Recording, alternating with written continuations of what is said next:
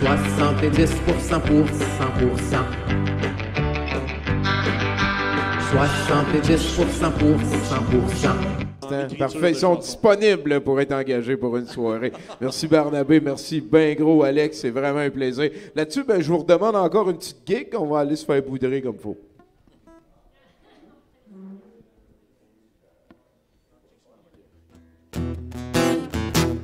Crissement décrissé, bébé. Crissement décrissé, bébé.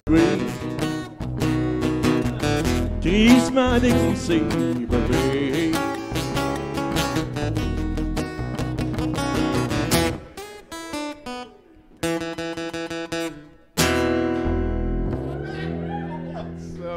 C'est une très, très belle guitare que vous avez. Il est tellement grosse qu'il manque de la place pour 2 cordes. C'est impressionnant. Ah, Mathieu de Montréal, ce soir. C'est lui-même, Mathieu de Montréal. C'est mon nom. Si je suis ici cette semaine, Toby, c'est pour te parler d'un sujet très important. Sujet que plusieurs négligent, un sujet démodé. Hein? Je veux bien sûr parler de l'homme d'aujourd'hui. Toby, Toby, l'homme d'aujourd'hui, est inconscient. C'est vrai. Les guerres, la famine, Google Maps, plus rien ne va. L'autre jour, un jeune homme me demandait, mais Monsieur Mathieu de Montréal, mais pourquoi? Et il avait raison de s'interroger. Nous nous interrogeons tous, hein, nous le faisons depuis que l'homme est l'homme. Pourquoi lui ne pourrait-il pas s'interroger? La pauvre créature cherchait un sens à tout ce cirque dehors, aux États-Unis, et j'en passe. Je lui ai répondu. Je lui ai répondu que prisonnier de la mémoire de sa race, son âme séparée de son esprit, l'homme d'aujourd'hui est condamné. Et il le restera jusqu'à ce qu'il daigne prendre conscience de sa valeur karmique. Sa valeur karmique? Sa valeur karmique. On en a parlé l'autre jour là, avec la jeune fille avec les cheveux bleus. Dès lors, il pourra s'affranchir. S'affranchir de quoi? Du grand mensonge de la perception, l'étanchéité des plans, la mort et j'en passe. Excusez, j'introspecte. C'est un sujet sérieux. Le jeune homme semblait fasciné par ce que je lui disais, Toby. Et là, je lui ai dit, il n'y a qu'un seul et unique moyen pour l'homme d'aujourd'hui de retrouver cette conscience. Et pour cela, il devra entrer en lui-même, visiter ses zones occultes et vaincre tous ses démons. Toutes. Instantanément. Instantanément. Après avoir vaincu le dernier démon, une connexion directe, une connexion télépathique s'établira entre son âme et son esprit. Il pourra alors vivre et interagir avec tous les plans de la matière, qu'elle soit physique ou éthérique. Souvent, les gens me demandent, Toby, ils veulent savoir qu'est-ce que l'âme, hein?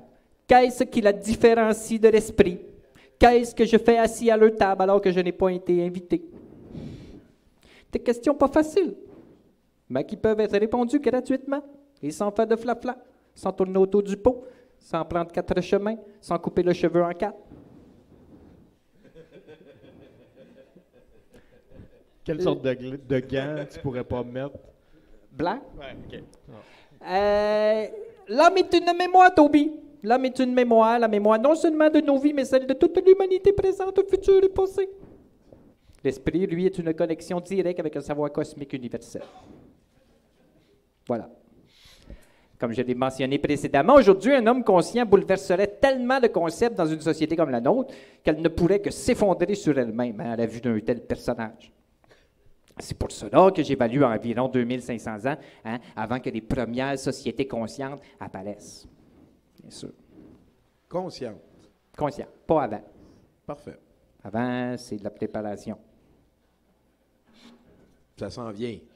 Dans 2500 ans. C'est ça, parfait. En attendant, c'est une préparation.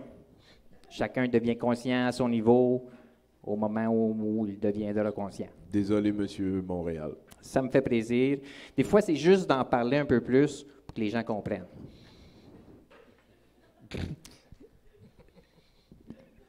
C'est généralement à ce moment-là hein, que le gars du Subway me sort du commerce. Mais je sais pourquoi, car je suis conscient.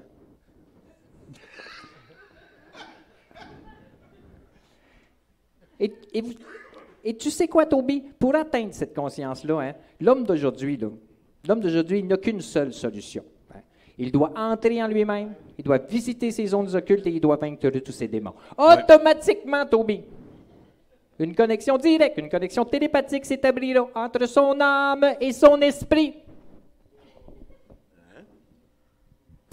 L'homme pourra alors se libérer de la mémoire de sa race, il pourra se libérer des soubresauts du grand mensonge de la perception, il cessera une fois pour toutes d'être ébloui par la couronne de Dharma, ce qui lui donnera accès là, à la vie éternelle, la grande connaissance, et j'en passe, là, la grande bibliothèque, etc. La grande bibliothèque! L'important, c'est de tuer des démons. Je sais, Toby. Je sais, Toby, vous avez beaucoup de questions hein, auxquelles je n'ai pas de réponse. Je n'ai pas de réponse, étant moi-même hein, un homme inconscient. Et c'est en partie pour ça que j'ai écrit un livre qui s'intitule « Âme ou esprit, es-tu là? » D'ailleurs, je viens de signer hein, avec une compagnie de Longueuil pour adapter mon livre en jeu de société.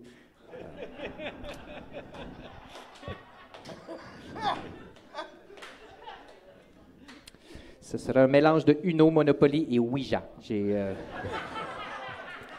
J'ai très hâte de voir le résultat final. Là. En attendant, ben, vous pouvez suivre mes démêlés avec la justice. Hein, c'est que dans mon dernier livre, Un fantôme à Saint-Tropez, hein, j'ai utilisé une vraie histoire de fantôme. Toby est là. Le fantôme est très, très, très fâché. Là, il me poursuit au criminel. Alors, en tout cas, mon nom est Mathieu de Montréal. Hein, et pour l'homme d'aujourd'hui, devenez conscient, il n'y a qu'une seule solution.